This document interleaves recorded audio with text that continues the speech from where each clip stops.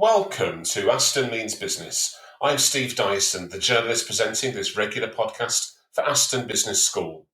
We're now entering into our third series, subtitled SMEs Building Resilience to COVID-19 Challenges. We're interviewing small business leaders who are taking part or who've recently taken part in Aston Centre for Growth's programmes. They're sharing their experiences and explaining how they're developing their operations during these uncertain economic times.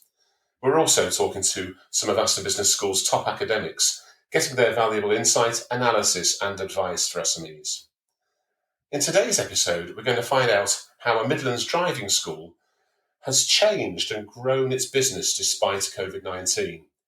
Joining me to discuss this success story is Dr. Geoff Parks, a senior lecturer at Aston Business School and an expert on marketing strategies.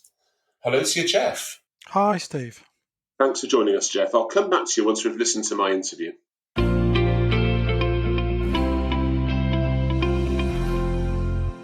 Joining me online now is Tommy Sandhu. Tommy is the founder and director of the Smart Learner Driving School based in Coventry. Hello to you, Tommy. Oh, hi, Stephen. How are you? I'm good, thank you. Thanks for joining us. Tommy, tell us a bit more about yourself first and your business background. Okay. I've been in business now for about 14 years. Our family has been in business, in various businesses throughout my life. And my kind of background started in retailing back in DIY with the company called Texas Home Care, and then later on with B&Q. And I always wanted to go into management, so I kind of went through various programs with Texas Home Care, and then with B&Q, they sent me to Coventry University to do my degree. And then I went from there on to Asda, and my final position was with Big W as a regional manager, looking after the M6 corridor with about £1 million budget. So, Tommy, when you started to go into business, what did you start with as a company, and how did that develop? Okay, I mean, what happened was a friend of mine was made redundant while he worked for the NTL group, and he didn't have a career path, and he wanted to go into business while I was still working for B&Q. We set up a designer clothing company between us from scratch, which started to do very, very well. And from that, we created an offshoot company because my dad had a taxi business.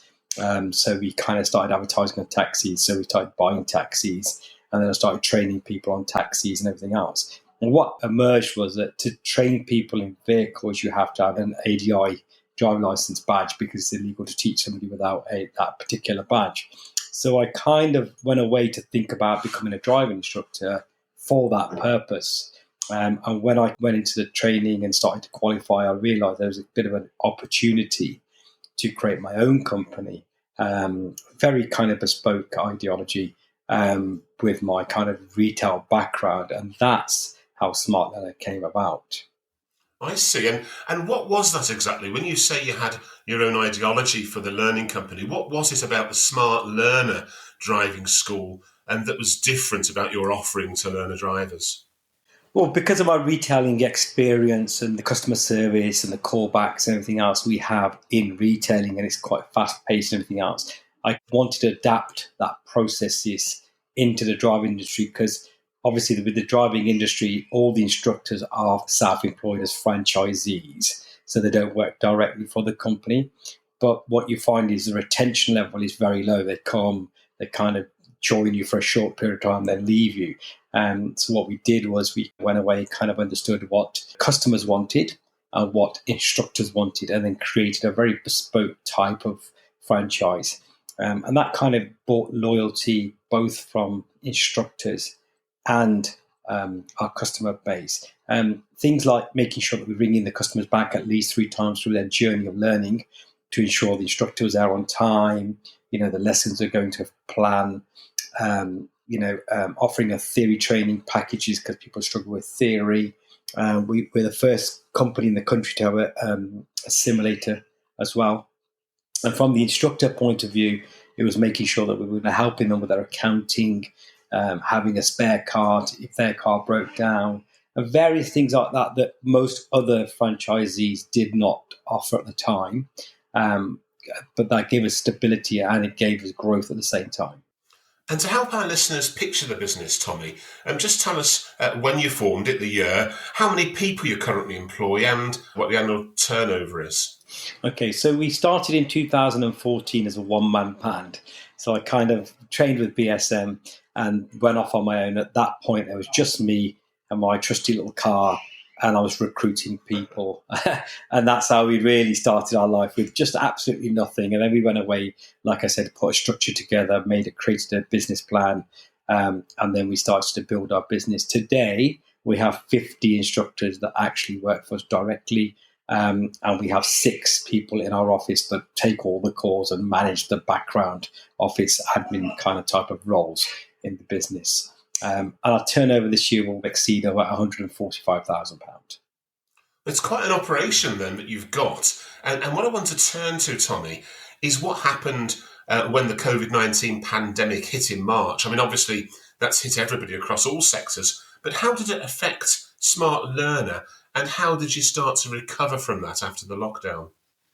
Well, just like most businesses, we just kind of went into a lockdown with very little or no knowledge at all at that moment in time. And I think the panic set in just like it did with 95% of other businesses.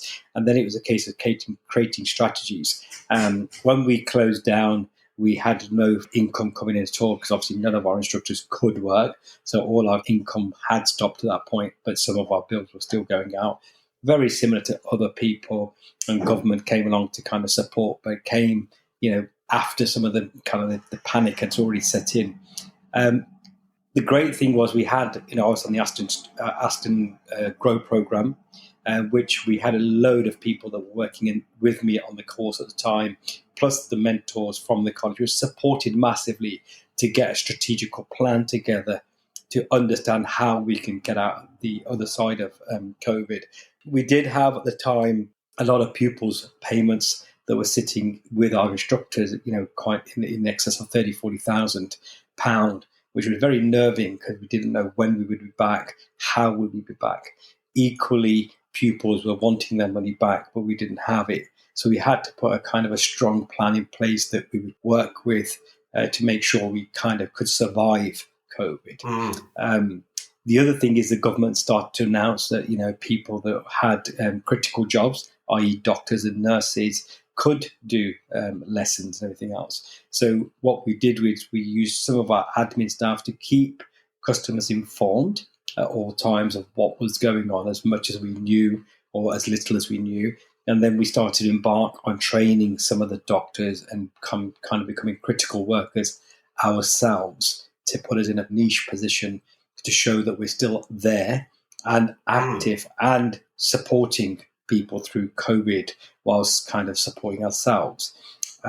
We also use that time to reflect on our business, to see how we would go forward, what potential losses we would have to recoup, and how our structure and business would change. And how did that go? How have you emerged, and how's business going since then? To be honest, we've been very successful. What we did was we made sure we used social media platforms to engage a lot of users or a lot of pupils that were potentially coming to us, by engaging with them with theory questions about driving, keeping them updated at all times about what was going on in the driving industry, giving the opportunity to have phone lines open at certain days and times for them to call, to be able to leave it any questioning and answering they may have. And same goes with the instructors. We were making, managing calls and everything else. So when we were allowed to open our doors back up, we found that we did lose some of our instructors due to ill health, or them just not wanting to return. But we also gained from people that were standalone, individual driving instructors that knew they would not be able to come out of this on their own, that joined us. So we grew our business just outside the COVID area. And we now have a waiting list of people, because obviously with the social media and everything else, we were booking people onto our systems. To this point today, you can't book in with us for at least 4 weeks. And we kind of grew our driving instructor base by 4 or 5. And we have now today 10 people that are training to become instructors. And the success seems to be growing. Your instructors are growing, but what is it in terms of your customers that they like and that they want to use?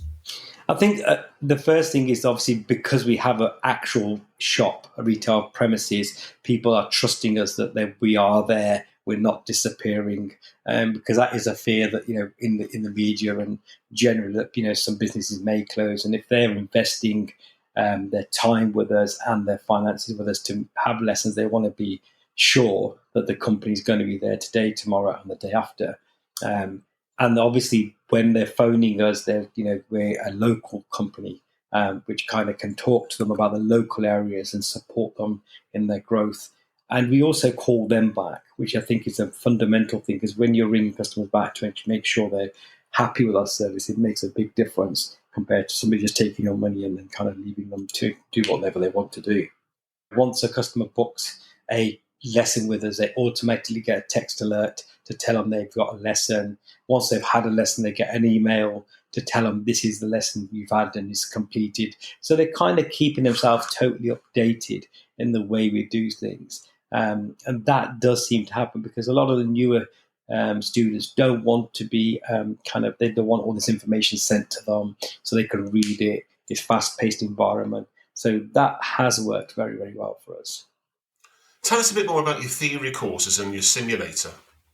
The theory courses, what we find is that you've got certain segments of the population that do struggle with theory because they haven't got the academia to get that theory passed, and a lot of these may be foreign students or people who've come from abroad. And we offer it in our centre that we can do a one-to-one theory with them, helping them to understand some of the key words that they may not understand and supporting them. And that's gone from strength to strength, as has the simulator. The simulator we were using pre-COVID to actually go into schools and colleges and educate people about the dangers of driving through drink and drive. And the simulator is great because you can use that product in a way where you can allow that candidate to maybe have an accident or put the beer goggles on and demonstrate the dangers of driving whilst drunk or under drug influences. And that's been a very successful product. We're now moving it in as COVID came along to allow people to have a driving lesson on a simulator in a very safe environment. And that's been very, very popular with a lot of students because it gives them the opportunity to stay in one place. And it's safe and it's clean. And that's worked wonders as well. And that's helping people to get their confidence back before they go back on the road. How have you gone about that kind of assured response and also achieving growth and planning for the future during such challenging times? I mean, I know that you've been on the Aston Business School growth programme. Has that helped you? And how else have you prepared yourself for these challenges? Absolutely. The Aston Growth Programme couldn't have come at a better time for me. It opened up a brand new avenue for us. It gave us a lot of opportunities, a lot of thinking time. And then during the pandemic, the whole programme and the changes that we've had to make have been very well supported through the Aston programme. And that's a fantastic programme. And if anyone wants to go on it, they should definitely go on it because I think it will support your business growth. Some of the things we've discussed with Aston Growth Programme is online instructor training, which they've kind of supported and then give us some guidance on how we can go about progressing that on with that. They've also looked at our financial packages of how we spend our money and how we spend it. And that's been a real eye-opener because obviously sometimes when you're running your own business, you think you're doing fantastically well, and you probably are, but there's always room for improvement. And that's where this improvement has probably gone twofold because I've had somebody else at a professional level kind of have a look at my business and see how we can expand that further.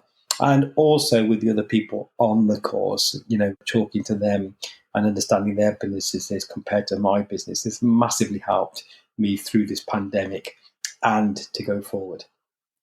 It sounds like you've got a very modern company which is really hot on its communications with customers. Apart from that, what other top tips do you have for those other SMEs out there who may be facing huge challenges? How can they grow a strong business despite facing all the problems that are in the economy at the moment? Diversity, understanding that as we make changes, as things can happen, COVID was one of these classic examples where no one knew it was coming, but it's about then adapting your business for the new year or the new growth patterns. And that's the key to it all. Change is always going to come. And talking of change, Tommy, businesses have been hit again by the latest lockdown. How are you dealing with that? Again, Steve, it's going to be very similar to our last lockdown where we've made change, we've adapted, and we'll just keep that adaptation continued and get through this lockdown as quickly as we can. And more importantly, we'll keep our customers up to date. Tommy Sandhu, the founder and director of the Smart Learner Company, many thanks for joining us, and best wishes to you and your growing band of driving instructors. Thank you for having me, Steve. It's been a really good fun. Hopefully still with me is Dr. Geoff Parks. Hello again, Geoff. Hi, Steve. Hi. Geoff, we heard there how the Smart Learner Driving School was set up with a focus on customer service that Tommy brought from his experience in the retail sector. This really seems to have created an attractive business, doesn't it? Yes, it does. I mean, I think one example that Tommy's illustrated really well here is measuring your performance, Steve. So by regularly calling customers to test what they thought of the service experience is absolutely key to understand how the business is doing, what it's doing well, and what it needs to do to improve. He also mentioned staff retention, and I think that's quite important because we all know that hiring takes time and money, and the actual quality of service provision in a business like this is ultimately measured by the customer interaction with Tommy's trainers. So hanging on and developing new staff is always absolutely critical. He helps with accounting models as well. Again, his franchisees they're obviously good at teaching. They're not accounting professionals. So supporting them in these kind of areas, a spare car when the car breaks down. All of these initiatives are really removing any barriers that get in the way of good service provision. And that's what's key to Tommy's success. Yeah, that's good to hear. And Tommy explained, of course, how he used the various lockdown times to develop certain aspects of his business and then to market this, with the result that he's now got a 4-week waiting list out there waiting for his business. Yeah, I think Steve, Tommy demonstrates a number of important actions here that are key in ensuring a business like this, survives these difficult times. I mean, one is the importance of a professional network. A problem shared is a problem halved. So working with others to try and figure ways to solve these, in some cases, very unusual business problems is clearly something he's benefited from. I think clear communication with customers, good and bad news needs to be delivered regularly as customers see changes in circumstances. And always do what you say you're going to do. And that gains trust. And again, I think Tommy's understood that really well.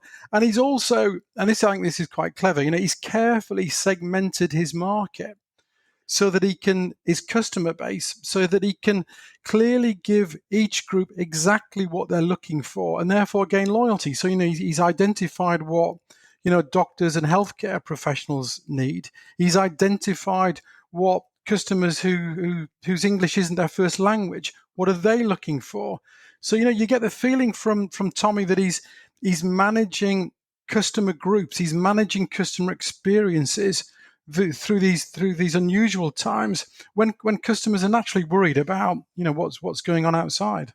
Yeah, I mean, some of this sounds simple stuff, doesn't it? But what Tom is doing is thinking about what he's got and thinking about how he can use this in a different way to suit his changed marketplace, and then importantly, telling people about it. Yeah, he's responding to change and he's innovating his business model.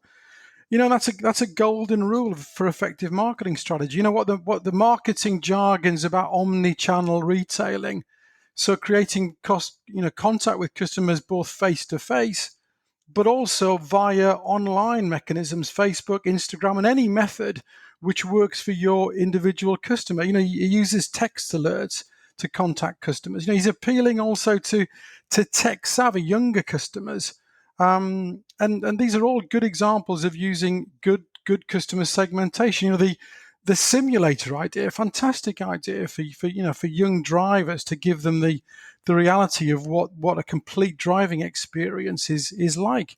And I think one of the key issues around innovation is the more value that you add to your service, and your service proposition, then of course the customer values it higher and you can charge higher prices.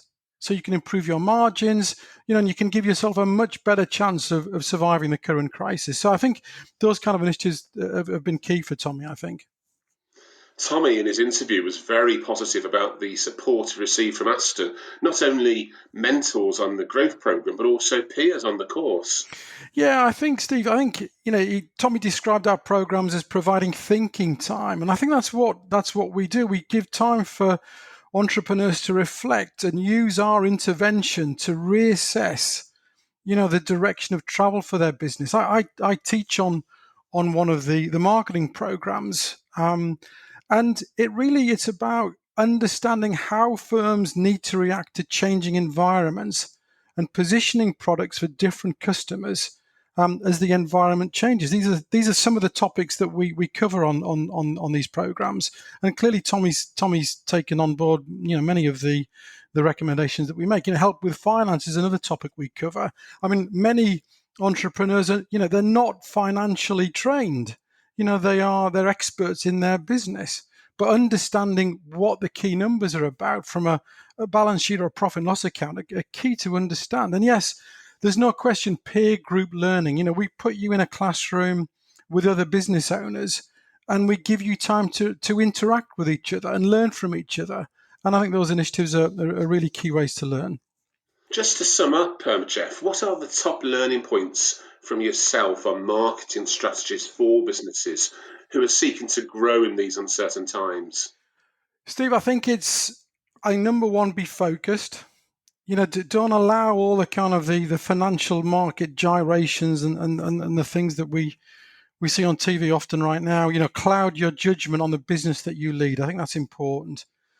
Listen to your customer, collect data and information, trust your own instincts. Whatever else is happening, the impact of COVID-19 will be different across different markets. So focus on what your needs are. I mean, plan for the best, but prepare for the worst. You never know what's going to happen, but forecasting is difficult. So scenario planning becomes quite key. And I think, critically important, look beyond the crisis. Use this time now. Where are the opportunities for your market, post COVID-19? What will you do to address the post-crisis world in your market? Using new technologies, new processes, new ways of communicating with customers, trying to find an advantage for your customers that will unquestionably will exist beyond COVID-19.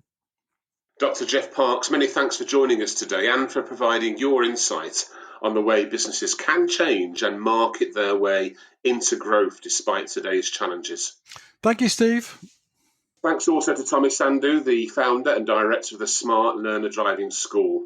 We'll be back soon with another case study on how businesses are developing and growing with more crucial analysis and advice from academics and experts here at Aston.